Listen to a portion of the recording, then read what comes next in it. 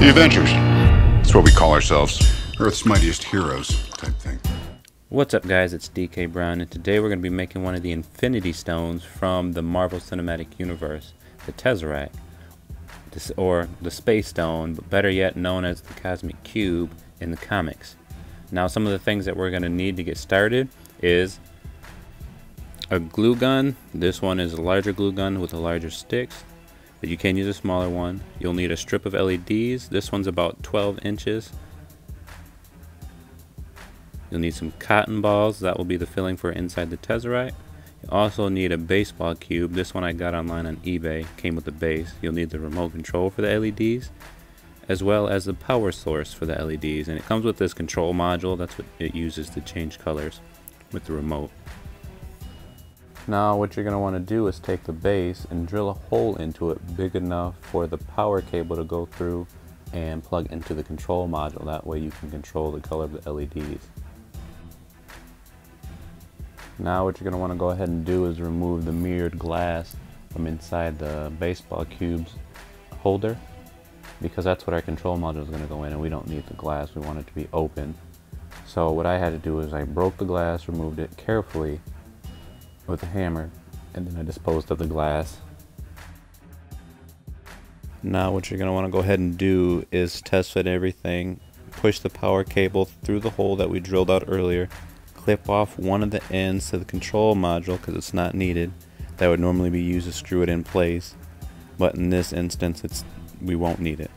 So plug everything up, route the cord that attaches to the LEDs around the control module. That way everything on the bottom stays nice and flush.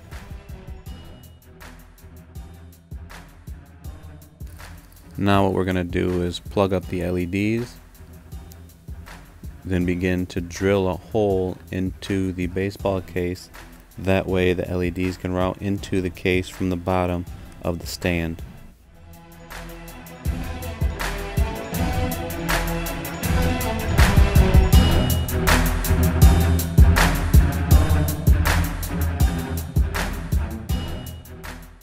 Now once that's done, open the case up, and we will then spray it with some frosted glass spray paint.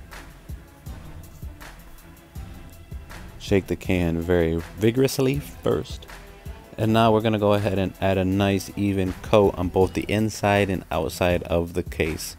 That way we can't just easily see through it, plus it gives it that cloudy look from the movie.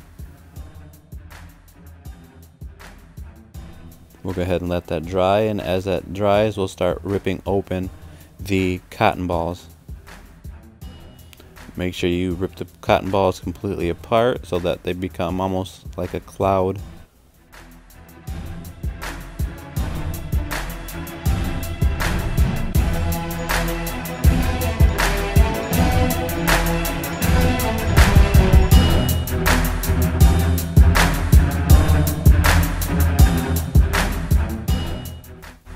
Now that everything's torn apart, put that aside and route your LEDs through the bottom of the case.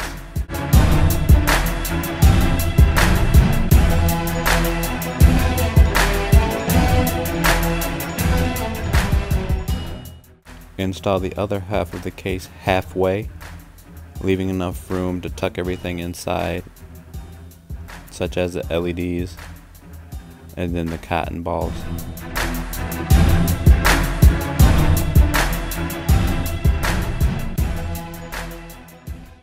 Make sure to get an even amount on both sides. That way everything stays nice and even as it distributes the light.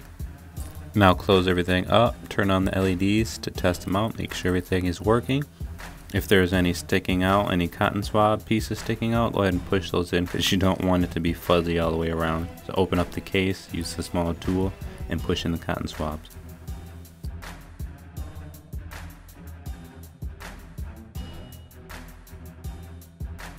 Now go ahead and flip the whole thing over, grab your glue gun, and start adding glue to the bottom of it. This will hold everything down in place.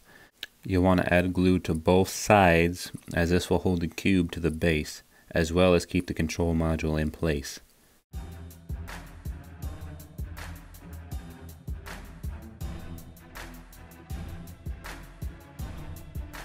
Glue the IR sensor in place. This is what's used to communicate between the controller module and the remote. So when you're changing colors, this is what you'll aim the remote at, and that'll change your colors in your mode, such as flashing and dimming and all that.